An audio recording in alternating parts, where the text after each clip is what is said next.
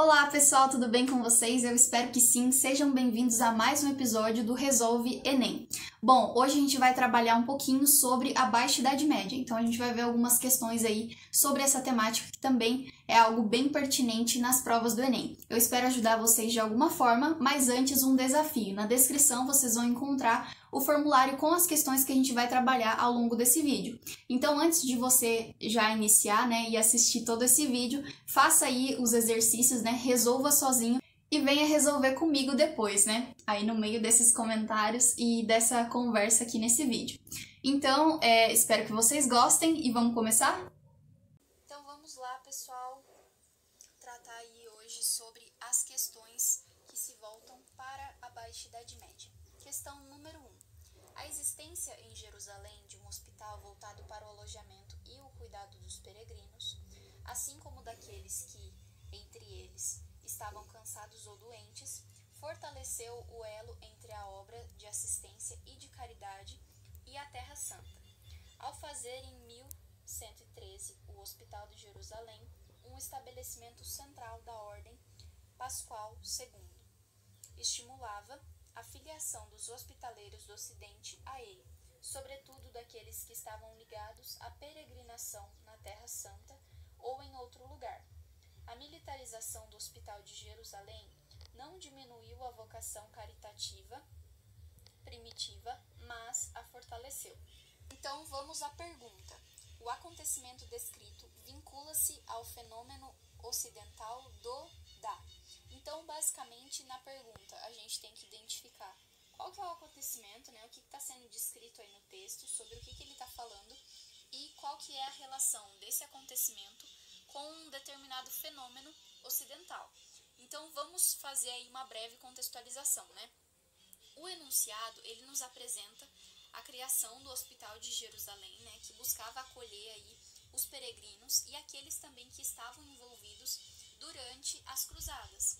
E aí, as cruzadas, elas meio que foram resultado de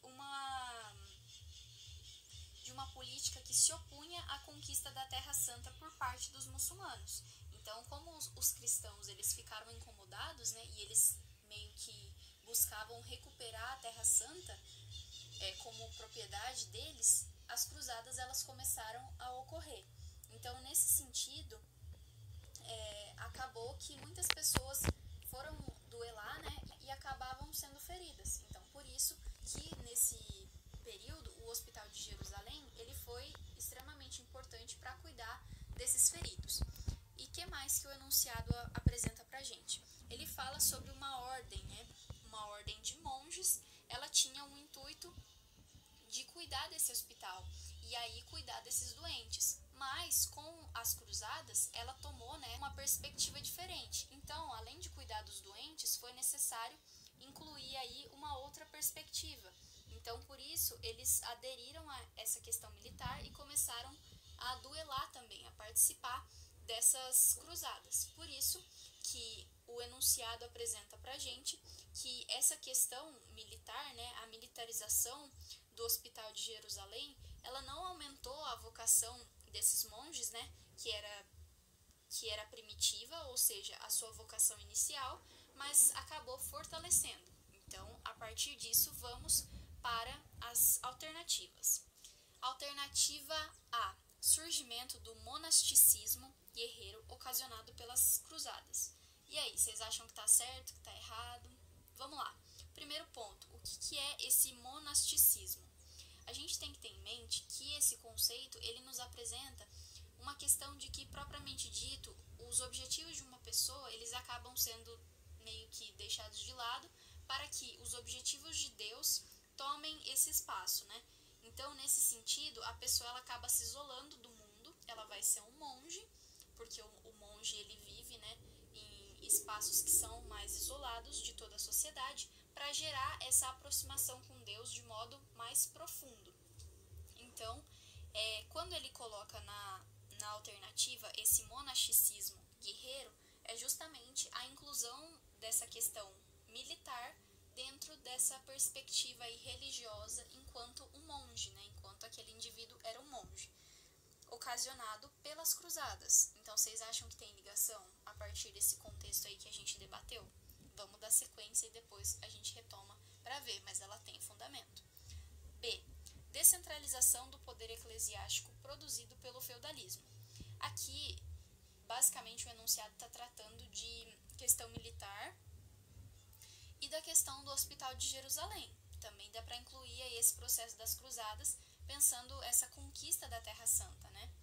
Então, descentralização do poder eclesiástico não tem sentido, vamos descartar a alternativa B. Letra C.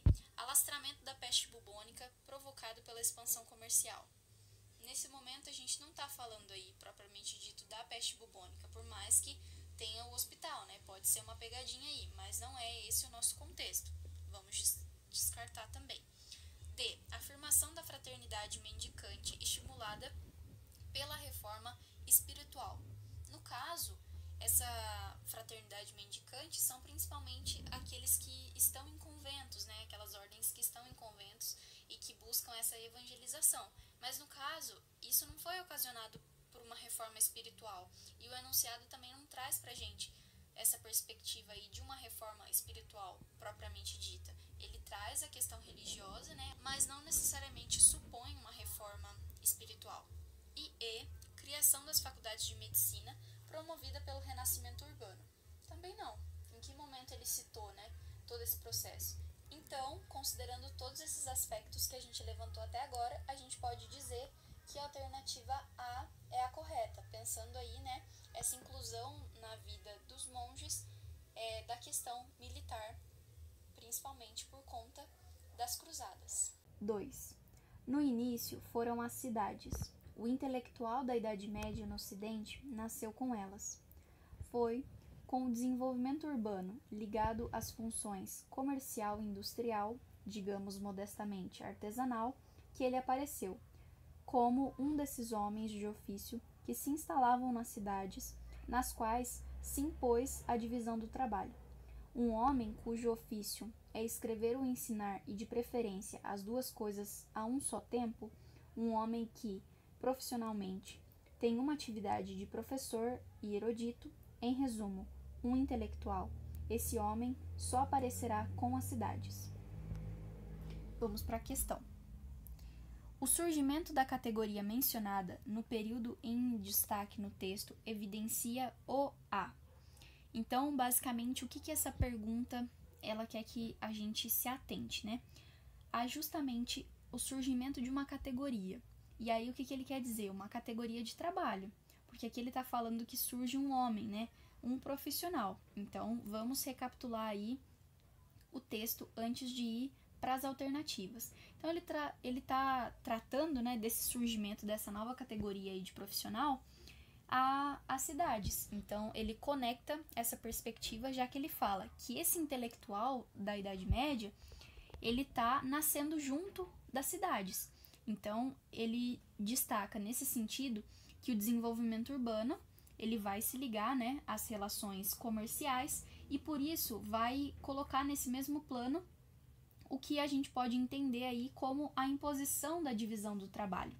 Então, pensando nessa divisão do trabalho e aí destacando a categoria, né, desse profissional, desse novo profissional que surge com as cidades, ele destaca que ele acaba sendo um homem, né, que tem atividade tanto de professor quanto de erudito e que vai acabar meio que sendo característico da sua aparição junto das cidades. Então, a gente parte para as alternativas. Vamos lá. Alternativa A. Apoio dado pela igreja ao trabalho abstrato. Aqui ele está falando, né, dessa divisão do trabalho, como a gente colocou, que é um ponto importante para pensar essa questão. Está falando de uma nova categoria de trabalho, mas é um trabalho abstrato? Não necessariamente. Então, a gente pode deixar essa alternativa A de lado. B. Relação entre desenvolvimento urbano e divisão do trabalho? Tem sentido, porque ele está falando que aí uma nova categoria de trabalho ela surge com a cidade, né? Esse desenvolvimento urbano, que também vai estar ligado a essa divisão de trabalho, pensando as funções, né? Tanto comercial, industrial e assim por diante. Então, vamos continuar analisando também as outras alternativas. C. Importância organizacional das corporações de ofício. O texto ele está falando dessa organização, ele fala pra gente, né, que esse desenvolvimento urbano ele está ligado às funções comercial, industrial e também, de certa forma, né, à questão artesanal, mas não necessariamente está sugerindo uma organização, porque aqui o caminho dele é outro. Então, por isso a gente pode descartar essa alternativa. D. Progressiva expansão da educação escolar. Por mais que o texto apresente, né, a questão do intelectual, que vai ser um professor, vai ser um erudito, e de certa forma está ligado, né, a esse aspecto aí da educação, não necessariamente ele está tratando de uma expansão da educação escolar. Então, por isso a gente também pode deixar de lado essa alternativa. E. Acúmulo de trabalho dos professores eruditos. Por mais também que o texto, né, apresente aí que esse intelectual ele vai fazer várias coisas, né? Ele vai tanto ensinar quanto vai escrever, ele vai ser, como o texto mesmo destaca, né? As duas coisas em um só tempo, ele não está falando, ele não explora esse aspecto, né, de acúmulo do trabalho dos professores, propriamente dito. Então, por isso, a gente pode dizer que a alternativa correta é realmente a letra B, que destaca aí a relação entre o desenvolvimento urbano e a divisão do trabalho, pensando que esse intelectual na Idade Média ele vai nascer junto das cidades, como o texto mesmo nos apresentou. Questão número 3. Essa questão vai ser um pouquinho diferente das outras, porque ela nos apresenta um poema. Então, vamos lá, analisar esse poema. Sou uma pobre e velha mulher, muito ignorante, que nem sabe ler. Mostraram-me na igreja da minha terra um paraíso com harpas pintado e o inferno onde fervem almas danadas. Um enche-me de júbilo, o outro me aterra. Vamos à pergunta então. Os versos do poeta francês François Villon fazem referência às imagens presentes nos templos católicos medievais. Nesse contexto, as imagens eram usadas com o objetivo de. Então, basicamente, né, com esse enunciado e com essa pergunta, a gente tem que entender o quê? Qual era o intuito das imagens nos templos católicos medievais? Vamos voltar aí a esses versos do poema, né? Destacando aí, inicialmente, o poeta ele já demonstra pra gente que ele tá falando aí de uma mulher, né? Uma mulher pobre e velha, que não sabe ler. Então, os versos ainda nos expõem, né, essa questão de que ela é ignorante justamente porque ela não tem uma suposta erudição, né? Ela não sabe ler. Então, ela destaca na sequência, né? Os versos apresentam aí pra gente na sequência essa questão de que na igreja ela tem contato com uma pintura, provavelmente, né? Com algumas imagens. E aí, a partir desse contato, ela faz um relato em que há um paraíso e também há um inferno. E aí, dentro desses versos, a gente ainda consegue conhecer meio que a sensação que ela teve ao observar essas imagens. Então, considerando esse breve apontamento que a gente fez aqui, nós vamos analisar as alternativas. Então, vamos lá. Alternativa A. Refinar o gosto dos cristãos. Aí, no caso, esse gosto a gente pode pensar num sentido mais artístico, né? Pensando aí a iconografia, então quais são os elementos que fazem parte dessa imagem, qual que é o contexto, né? E assim por diante. Mas esse não era o sentido, já que o poema, né, ele destaca que era uma mulher ignorante, que não sabia ler. Então, você tratar dessas questões artísticas, muitas vezes, é muito mais complexo do que você tentar trabalhar outras questões, né? Então, por isso que não era necessariamente refinar esse gosto dos cristãos. Alternativa B.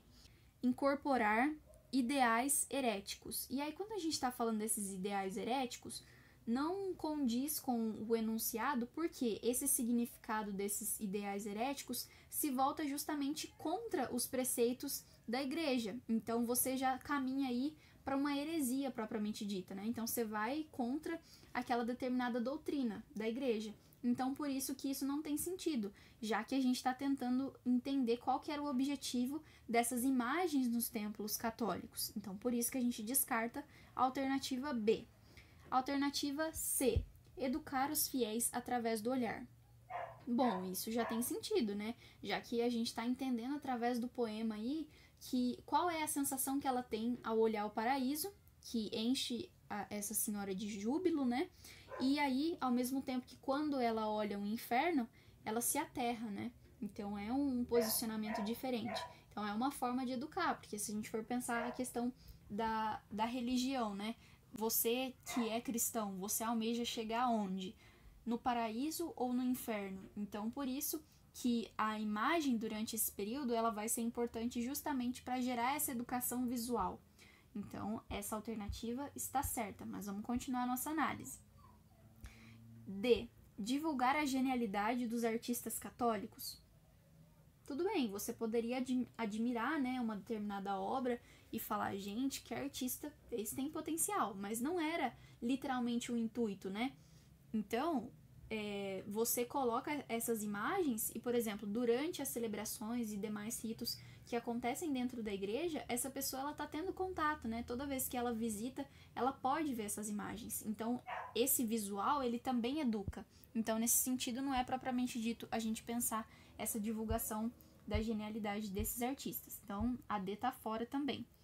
Valorizar, agora a alternativa E. Valorizar esteticamente os templos religiosos. Isso aí também comunga de um sentido apresentado pela alternativa A, né, de pensar essa questão mais estética e artística dessas produções, né? Mas não tem muito sentido porque justamente a gente está tratando de uma pessoa aí que não sabe ler, né, e que está classificada aí dentro do poema como alguém ignorante. Então, você tratar dessas questões é muito mais complexo. Então, por isso que a alternativa C é realmente correta, né, que destaca pra gente essa educação dos fiéis através do olhar. Então, essas imagens, elas não precisam ter necessariamente, né, um texto, ou seja, não, para você passar uma mensagem, não é preciso estar escrito. Você consegue transmitir através de símbolos, né, e de códigos uma mensagem. Então, aquele que também vê, ele consegue interpretar uma determinada mensagem. Muito obrigada para você que assistiu até aqui, espero que tenha gostado e eu espero você para o próximo episódio, que aí a gente vai tratar um pouquinho sobre a história do Brasil. E aí a gente se encontra lá e eu conto mais para vocês quais vão ser os temas debatidos. Até mais, tchau!